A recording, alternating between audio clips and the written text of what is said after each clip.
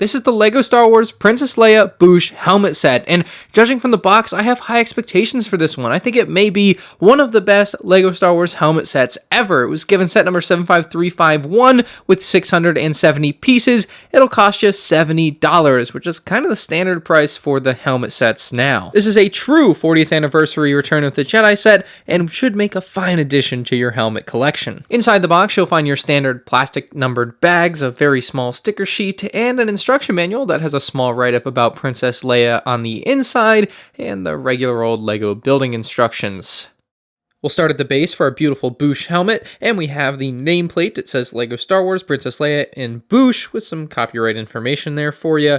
It's a pretty standard nameplate and a very standard base. Underneath, you're actually going to find brown studs that will kind of color match the Boushh helmet. This one is a bit taller than the Cody and Rex helmets because it has to get the helmet off the ground enough so that the front section can come down without interfering with the nameplate. Looking at this lower section of the Boushh helmet, you can actually pull this whole mouth section apart, and so you can see this is where the Technic actually holds this in at like its 15-degree downward angle, and that's that whole technique. I mean, it's relatively simple but still pretty creative, and you can see it's completely separate from the other part of the model. You can just stick this back in pretty easily, and it's not something you really have to worry about falling out. It's like, I know I pulled it out pretty easily, but it's actually pretty in there, which is good. But in doing my research for this video, I couldn't figure out what everything on this helmet was called, but I did find out that this like color here is actually supposed to be leather, at least like the actual prop, I believe, in Star Wars was leather, and this color for LEGO does a really good job at representing that. I mean, you'll never get that texture down with LEGO bricks, but this is as close as you can get, and it looks dang good. Now, on the very front of this section, I believe we have the speech scrambler, and you can see they use a small sticker detail in there as well. It looks really nice. It kind of looks like vents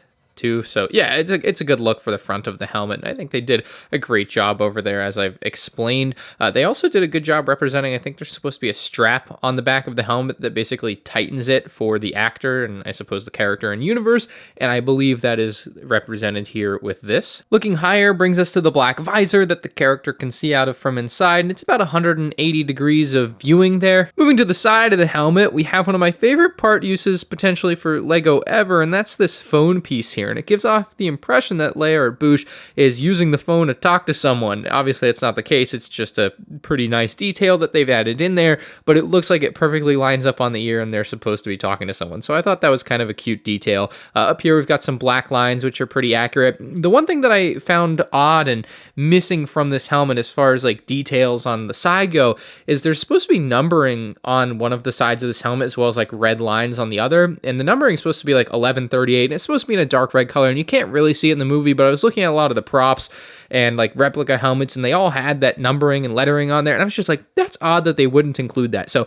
not really sure why that's not there, outside of the fact that you really just can't see it in the movie. It just feels like something, especially on an original trilogy set, they would go out of their way to add, and it's not here. And here we have what might be the most interesting part of the build to a lot of people. It's this green bar above everything, and then you have this piece here that kind of sticks out, and I couldn't actually figure out exactly what this does. I think it's some sort of priority targeting system, but I'm not 100% sure. Online research was tough for this one. But anyway, from the eye test, they've got the shaping down really well on this. I just kind of disagree with making it this bright green. In a lot of shots from the movie, it's like really subtly green, although it is supposed to have two strips of LEDs that when lit up are like bright green, so it does kind of make sense to be green, but it also like it doesn't. I don't know. I had a bit of a tough time with this one. I do think the green being this bright though does make it like a real feature that really pops, and there's something to be said for that. It's a little bit of just extra color on this set. Perhaps if black had been used underneath here, it would be a darker tinted green that might actually look a little more accurate, but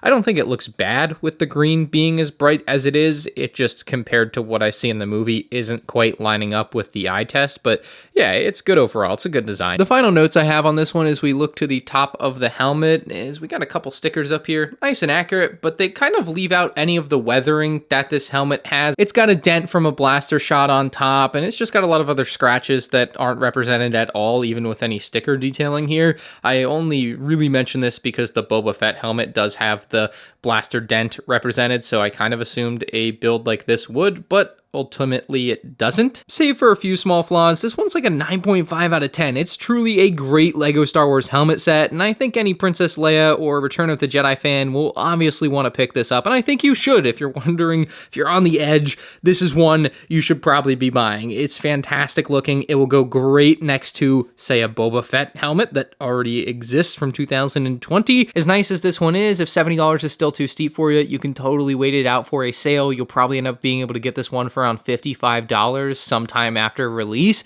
and at that price, I don't think you can go wrong at all. It's a fantastic look and will make a real good addition to your collection, especially if you have something like a Jabba's Palace back there.